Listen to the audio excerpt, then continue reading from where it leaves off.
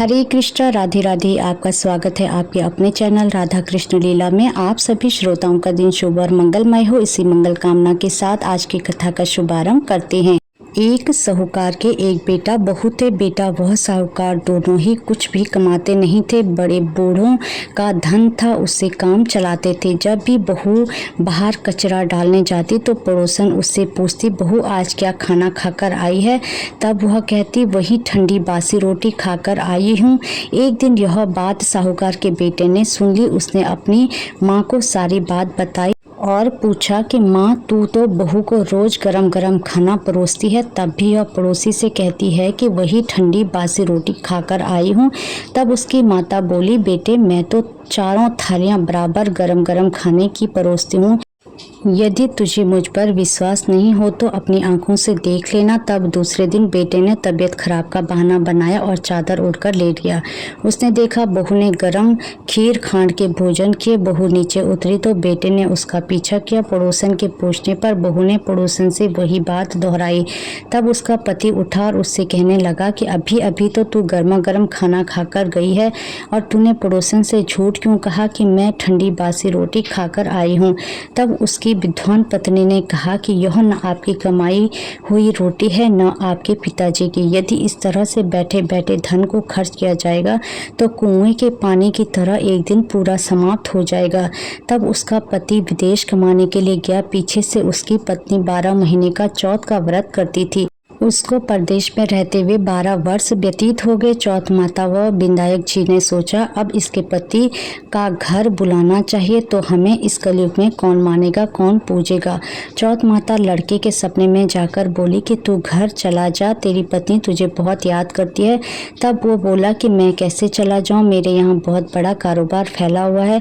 तब चौथ माता बोली कि सुबह एक दीपक जलाकर चौथ माता का नाम लेकर बैठ जाना, देने वाले रुपए दे जाएंगे और लेने वाले ले जाएंगे। उसने बहुत सुबह उठकर वैसा ही किया और उसका सारा कारोबार एक दिन में ही समिट गया।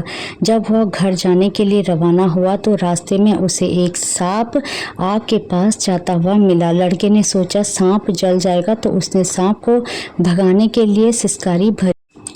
लेकिन तभी नागराज बोले, हे पापी दुष्ट, मैं तो सांप योनि से मुक्त हो रहा था, लेकिन तुझे सिसकार दिया, इसलिए मैं अब तुझको डसूं। तब वह लड़का बोला, हे नागराज, तुम मुझे अवश्य खा लेना। मैं आपको वचन देता हूँ, मैं 12 वर्ष बाद अपने घर मिलने जा रहा हूँ। कल रात आप अवश्य आ जाना। जब पति घर आया तो वह बहुत उदास था। पत्नी के कारण पूछने पर उसने बताया, पत्नी चतुर थी। उसने एक सीढ़ी पर दूध का कटोरा रख दिया, दूसरी पर बालू मिट्टी बिछा दी, तीसरी पर फूल माला बिखेर दी, चौथी पर इत्र छिड़क दिया, पांचवी पर मिठाई रख दी। इस तरह उसने 7 सीढ़ियों पर कुछ न कुछ रख दिया और दरवाजा खुला छोड़कर पलंग पर अपनी पत्नी की चोटी लटकाकर सो गया। सांप आया, सबसे पहले उसने दूध पिया तो बोला, साहूकार के बेटे, तूने सुख तो बहुत दिए हैं, पर वचन का बंधा हूँ, इसलिए तुझे डसूंगा अवश्य। 7 सीढ़ियों पर उसने ऐसा ही कहा। जैसे ही वह उसको डसने लगा, चौथ माता और विनायक जी ढाल व तलवार बन गए और उस सांप के 4 टुकड़े कर दिए। पूंछ का एक टुकड़ा लकड़ी की जूती में जाकर गिरा। सांप ने सोचा कि जब यह जूता पहनेगा तब इसको डस लूं। तभी वहाँ बहुत सारी चींटियाँ आ गई। उन्होंने कहा, यह स्त्री हमें रोज शक्कर व आटा खिलाती थी, इसलिए इसकी रक्षा करनी चाहिए। चींटियों ने उस पर हमला कर दिया और उसकी पूंछ को पोली कर दिया। जैसे ही सुबह हुई वहाँ खून ही खून हो रहा था। माँ ने सोचा, मेरे बेटे बहू को किसी ने मार दिया, इसलिए वह चिल्लाने लगी। तभी बेटा बोला कि माँ, खुशियाँ मनाओ, आज हमारा बैरी दुश्मन मर गया है। और पूछने लगा कि मेरे पीछे से मेरी दीर्घ आयु के लिए कोई उपाय किया था क्या? तब माँ बोली, मैंने तो कुछ भी नहीं किया। पत्नी से पूछने पर बोली कि 12 महीने की चौथ माता का व्रत करती थी, इसलिए चौथ माता व विनायक जी ने हमारी सहायता की है। तब सास बोली, यह झूठ बोलती है, रोज मैं इसे 4 बार रोटी देती थी, तो फिर इसने चौथ का व्रत कैसे किया?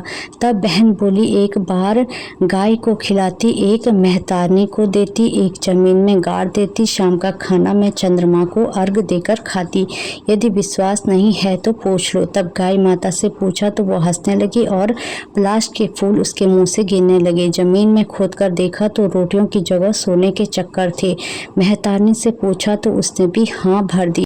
हे चौथ माता, जैसे उसके पति की रक्षा हुई वैसी ही हम सबकी रक्षा करना और सबकी मनोकामना पूर्ण करना।